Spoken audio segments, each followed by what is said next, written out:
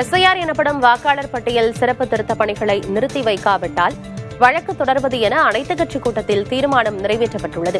முதல்வர் ஸ்டாலின் தலைமையில் நடைபெற்ற அனைத்துக் கட்சிக் கூட்டத்தில் வாக்காளர் பட்டியல் சிறப்பு தீவிர திருத்தப் பணிகளை நிறுத்தி வைக்க வலியுறுத்தி தீர்மானம் நிறைவேற்றப்பட்டுள்ளது. தியாகராய நகரில் நடைபெற்ற கூட்டத்தில் தற்போது அறிவிக்கப்பட்டுள்ள எஸ்ஐஆர் நடைமுறை சட்டவிரோதமானது என்றும் ஜனநாயகத்தை அடியோடு குழி தோண்டி புதைக்கும் வகையில் உள்ளதாகவும் தெரிவிக்கப்பட்டுள்ளது. எஸ்ஐஆரை நிறுத்தி வைக்காவிட்டால் தேர்தல் ஜனநாயகத்தை காப்பாற்ற தமிழக அரசியல் கட்சிகள் சேர்ந்து உச்சநீதிமன்றத்தில் வழக்கு தொடர முடிவு செய்யப்பட்டுள்ளதாக தீர்மானத்தில் குறிப்பிடப்பட்டுள்ளது. வாக்காளர் உரிமையை நிலைநாட்ட உச்சநீதிமன்றத்தை நாடுவதை தவிர வேறு வழியில்லை என குறிப்பிடப்பட்டுள்ளது. அதோடு மக்கள் பிரதிநிதித்துவ சட்டத்தின்படி மத்திய அரசின் அரசிதழில் முறைப்படி அறிவிப்பு வெளியிட்டு அதன் மூலமே வாக்காளர் பட்டியல் திருத்தம் செய்யப்பட வேண்டும் என வலியுறுத்தப்பட்டது.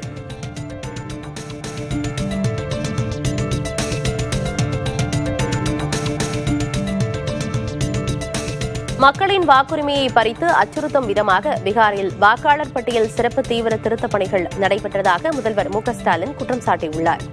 அனைத்துக் கட்சிக் கூட்டத்தில் பேசிய அவர், நேர்மையான தேர்தல் நடத்த உண்மையான வாக்காளர் பட்டியல் அவசியம் என்பதை யாரும் மறுக்கவில்லை. அதே சமயம் உரிய கால அவகாசத்தை கொடுக்க வேண்டும் என வலியுறுத்தினார். பதற்றமில்லாத சூழலில் மேற்கொண்டால்தான் பணிகளை முறையாக செய்ய முடியும் என முதல்வர் குறிப்பிட்டார். தேர்தலுக்கு சில மாதங்களுக்கு முன்பு முழுமையான திருத்தப் பணிகள் செய்ய நினைப்பது உண்மையான வாக்காளர்களை நீக்குவதற்கான தந்திரம் மட்டுமே என்றும் முதல்வர் குற்றம் சாட்டியுள்ளார். தமிழ்நாட்டு மக்களின் உரிமைகளை காக்க, ஜனநாயக குரலை காக்க வரைவு தீர்மானத்தை முன்வைப்பதாகவும் முதலமைச்சர் ஸ்டாலின் தெரிவித்தார்.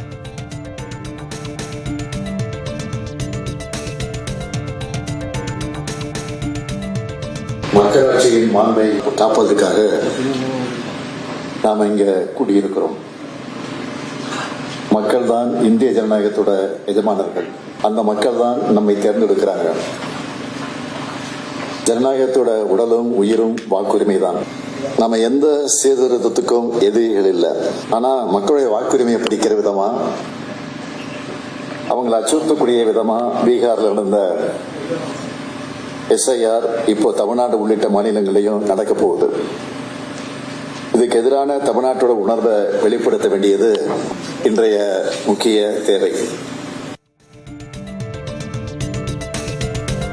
குடியுரிமை சான்று கேட்டால் எப்படி கொடுப்பது என உச்சநீதிமன்ற நீதிபதியே தெரிவித்துள்ளதாக காங்கிரஸ் மாநில தலைவர் செல்வ பெருந்தகை சுட்டிக்காட்டியுள்ளார். முதல்வர் மு.க.ஸ்டாலின் தலைமையில் நடைபெற்ற அனைத்துக் கட்சிக் கூட்டத்தில் பங்கேற்று பேசிய அவர், நவீன முறையில் பாஜகவும் தேர்தல் ஆணையமும் வாக்கு திருட்டில் ஈடுபட்டுள்ளதாக குற்றம் சாட்டினார். ஒன்று மட்டும் தெளிவா தெரியுது, எப்படி மகாராஷ்டிரால திடீரென்று 90 லட்சம் வாக்காளர்களை 5 மாத இடைவெளியில சேர்த்தாங்களோ, மகாதேவபுரத்தில் பாத்தீங்கன்னா 5 சட்டமன்ற தொகுதியில படுதோல்வி அடைந்து வருகிறார். 6வது சட்டமன்றத்தில் 1,80,000 வாக்குகள் வித்தியாசத்தில் வெற்றி பெறுகிறார்கள். அதை ஆய்வு செய்யும் பொழுது பத்திரிகையாளர் சந்திப்பில் ராகுல் காந்தி அவர்கள் ரொம்ப தெளிவா சொன்னார், இது எப்படியெல்லாம் அந்த வாக்கு திருட்டை நவீன முறையில் தேர்தல் ஆணையமும் பிஜேபியும் செய்கிறது என்று. தந்தை பெயர் என்ன என்று பார்த்தால் ABCDன்னு தந்தை பெயர் போட்டிருக்காங்க. அது ஆயிரக்கணக்கான வாக்குகள் இப்படி இருக்கு. முகவரி என்னன்னு கேட்டா நில்லுன்னு இருக்காங்க. அப்படி இப்படிப்பட்ட அவலங்களை எல்லாம் நாடு முழுவதும் பரப்பி வருகின்ற தேர்தல் ஆணையம் ஒன்றிய அரசும் தமிழ்நாட்டில் இதை செய்யக்கூடாது என்பதற்காக தான் மாண்புமிகு முதலமைச்சர் இந்த நடவடிக்கை துரிதமாக எடுத்திருக்கிறார். நாடு முழுவதும் வாக்காளர் சிறப்பு தீவிர திருத்தம் நடைபெற்றால் சுமார் 75 லட்சம் வெளிமாநிலத்தவர்கள் தமிழகத்தில் வாக்காளர்களாக மாறும் அபாயம் ஏற்படும் என மதிமுக பொதுச் செயலர் வைகோ எச்சரித்துள்ளார். முதல்வர் மு.க.ஸ்டாலின் தலைமையில் நடைபெற்ற அனைத்துக் கட்சிக் கூட்டத்தில் பேசிய அவர், தேர்தல் ஆதாயமடைய பாஜக முயற்சிப்பதை வேடிக்கை பார்க்க முடியாது என்றும் குறிப்பிட்டார். கடந்த 2011ஆம் ஆண்டு மக்கள் தொகை கணக்கீட்டின்படி தமிழகத்தில் 34,87,974 வெளிமாநிலத்தவர்கள் வேலைக்கு வந்து தங்கியுள்ளனர். தற்போது 14 ஆண்டுகளில் இந்த எண்ணிக்கை இரட்டிப்பாகி இருக்கும். இந்நிலையில் நாடு முழுவதும் சிறப்பு தீவிர வாக்காளர் பட்டியல் திருத்தப் பணிகள் முடிந்துவிட்டால் தமிழகத்தில் தற்போதுள்ள வெளிமாநிலத்தைச் சேர்ந்த சுமார் 75 லட்சம் பேர் தமிழக வாக்காளர் பட்டியலிலே பெயர் சேர்த்து வாக்களிக்கும் ஒரு அபாயகரமான நிலை உருவாகலாம். குடியுரிமையை பறிப்பதற்காகவே தேர்தல் ஆணையம் மூலம் வாக்காளர் சிறப்பு தீவிர திருத்தத்தை மத்திய அரசு கையில் எடுத்துள்ளதாக விடுதலை சிறுத்தைகள் கட்சியின் தலைவர் தொல் திருமாவளவன் தெரிவித்துள்ளார். திமுக சார்பில் நடைபெற்ற அனைத்துக் கட்சி கூட்டத்தில் பேசிய அவர் எஸ்ஐஆர் நடைமுறையை கடுமையாக எதிர்ப்பதாக தெரிவித்துள்ளார்.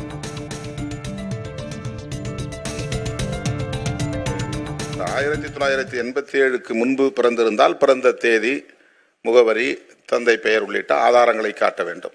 87 இருந்து 2004 பிறந்திருந்தால், இந்தியாவில் பிறந்திருந்தால் அதற்குரிய பிறந்த தேதி மற்றும் பிறந்த இடம் நிரூபிக்கும் ஆவணத்தை அளிக்க வேண்டும். குடியுரிமையை உறுதிப்படுத்துவதற்கான ஒரு ஏற்பாடு. ஆக இவர்கள் மறைமுகமாக தேர்தல் ஆணையத்தை பயன்படுத்தி குடியுரிமை சட்டத்தை நடைமுறைப்படுத்துவது, என்ஆர்சியை உருவாக்குவது. அதுதான் இப்ப அவருடைய முக்கியமான நோக்கம். இந்த தேர்தல் வெற்றியோ அல்லது இந்த வாக்குரிமையை பறிப்பது என்பதோ அவருடைய நோக்கம் இல்லை. அவர்களின் இறுதி இலக்கை அறிவிப்பதற்கு என்ஆர்சி தேவைப்படுகிறது. என்ஆர்சியை நடைமுறைப்படுத்துவதற்கு இந்த தேர்தல் ஆணையத்தை பயன்படுத்துகிறார்கள். எஸ்ஐஆருக்கு எதிராக மக்களிடம் விழிப்புணர்வு ஏற்படுத்த வேண்டும் என்று அனைத்துக் கட்சி கூட்டத்தில் சிபிஎம் மாநில செயலாளர் சண்முகம் தெரிவித்துள்ளார். சென்னையில் நடைபெற்ற அனைத்துக் கட்சி கூட்டத்தில் பங்கேற்ற பிறகு புதிய தலைமுறையிடம் பேசிய அவர் எஸ்ஐஆரை எதிர்த்து உச்சநீதிமன்றத்தில் ஒவ்வொரு கட்சியும் வழக்கு தொடுக்க இருப்பதாக தெரிவித்தார்.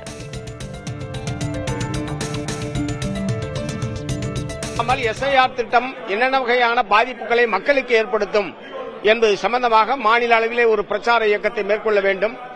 தமிழக மக்களுடைய உணர்வுகளை வெளிப்படுத்தக்கூடிய வகையில் கண்டன போராட்டத்தை நடத்த வேண்டும் என்பதை நாங்கள் வற்புறுத்தியிருக்கிறோம். இதையெல்லாம் பரிசீலிப்பதாக இன்றைக்கு அனைத்து கட்சி கூட்டத்தில் சொல்லப்பட்டிருக்கிறது.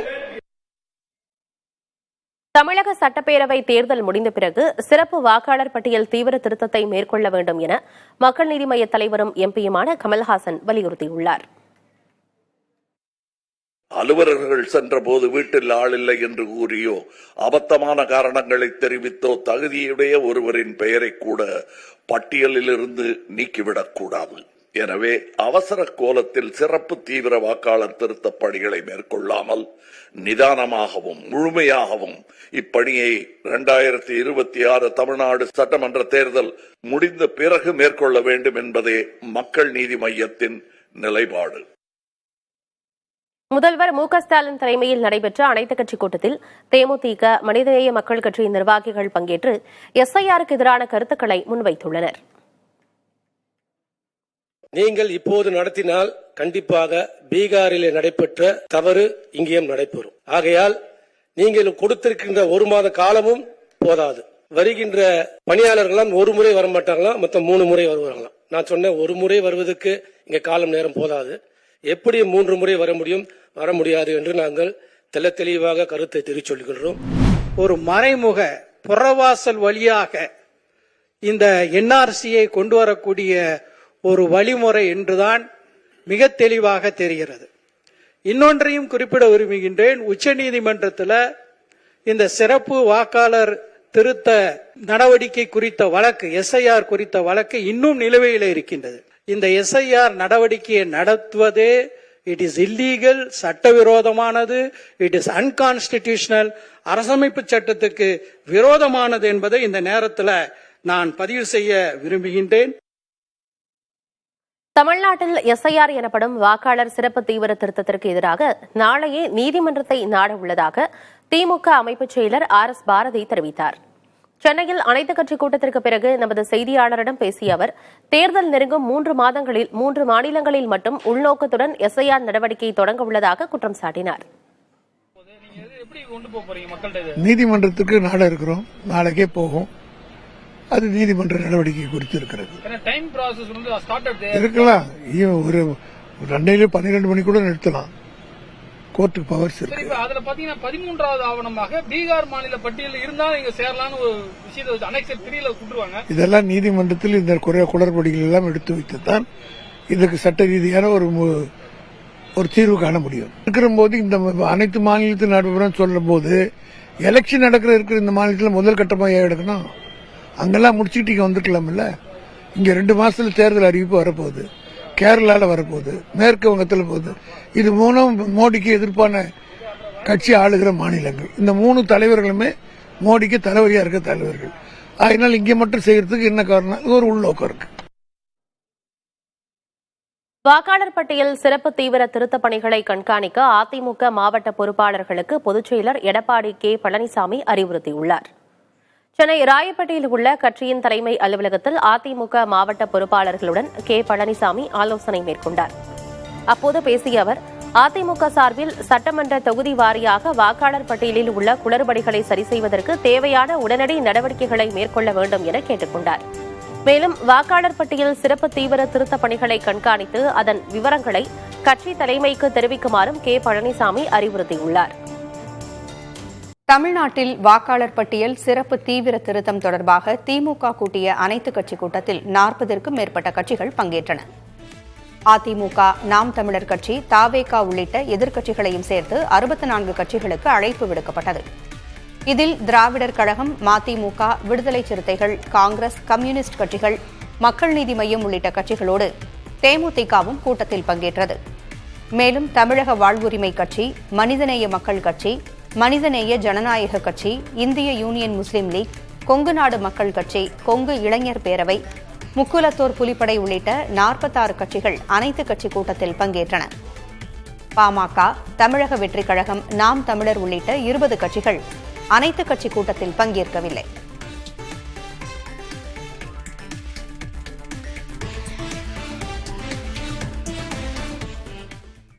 வாக்காளர் சிறப்பு தீவிர திருத்தம் தொடர்பான அனைத்து கட்சி கூட்டத்தில் பங்கேற்காதவர்கள் கோழைகள் என்று திமுக அமைப்புச் செயலர் RS பாரதி விமர்சித்திருக்கிறார். அனைத்து கட்சி கூட்டத்திற்கு பின்னர் செய்தியாளர்களின் கேள்விக்கு அவர் இவ்வாறு பதிலளித்துள்ளார்.